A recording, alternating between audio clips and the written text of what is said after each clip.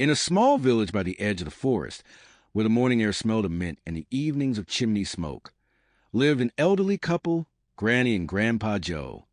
They were both well over 70, yet their eyes still sparkled with the same love that had blossomed over 50 years ago. Chapter 1: The First Meeting.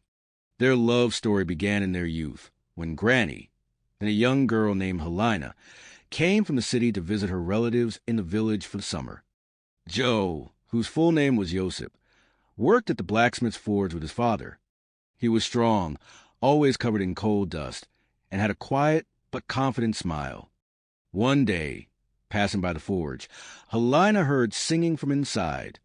Joseph was singing, thinking no one could hear. She stopped. Her heart skipped a beat.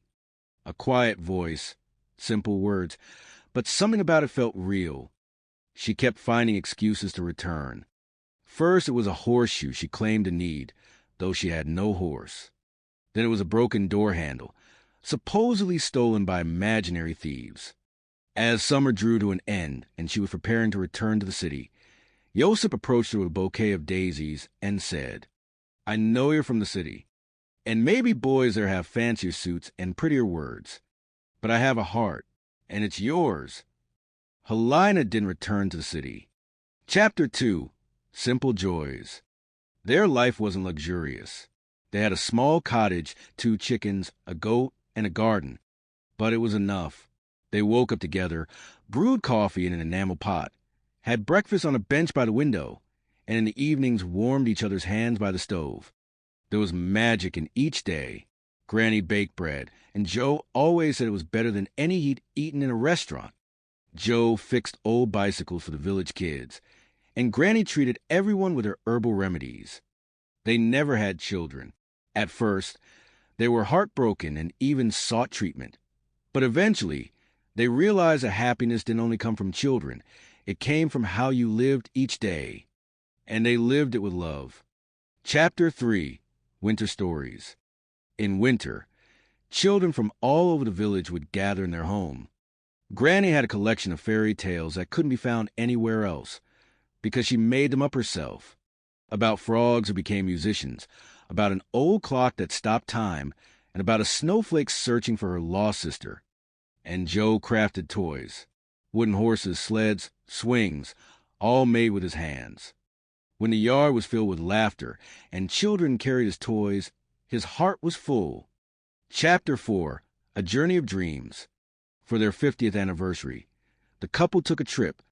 It was their first and last journey beyond the village. They were gifted a trip to Lviv. They held hands as they saw the opera house for the first time, strolled the old cobblestone streets, and sat in a cafe eating pastries that cost more than their weekly groceries. "Remember how we met?" Joe asked. "Did you forget? I made up that story about the horseshoe. And I made up the story about the song.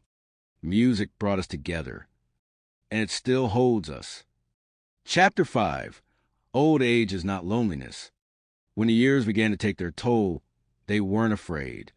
Granny lost some of her hearing. Joe's knees ached, but they supported each other through everything. He read to her aloud. She rubbed herbal ointments into his joints. Every day they repeated, "We still have this day, and that's already a gift." Their home became a refuge for many. Some had lost their families. They welcomed them. Others came back from war. Granny and Joe helped. Though they had no children of their own, they became parents to many. Chapter 6: Morning Silence. One morning, Joe didn't wake up. He simply passed in his sleep, with a smile on his face and Granny's hand in his. Granny didn't cry. She knew he hadn't left. He had become part of the wind that rustled the cherry tree by their house, part of the sun that touched her wrinkled cheeks. She lived 5 more years, every one of them with him in her thoughts. His photograph beside her bed, his smile in her eyes. Epilogue. When they were both gone, the villagers themselves cleaned their cottage. They wouldn't let it fall to ruin. The children who once came for stories had grown up. One became a teacher, another a doctor, another an artisan. They all said, "We are who we are because of Granny and Grandpa Joe." Their life wasn't glamorous or loud or fit for television, but it was real. Their love didn't fade.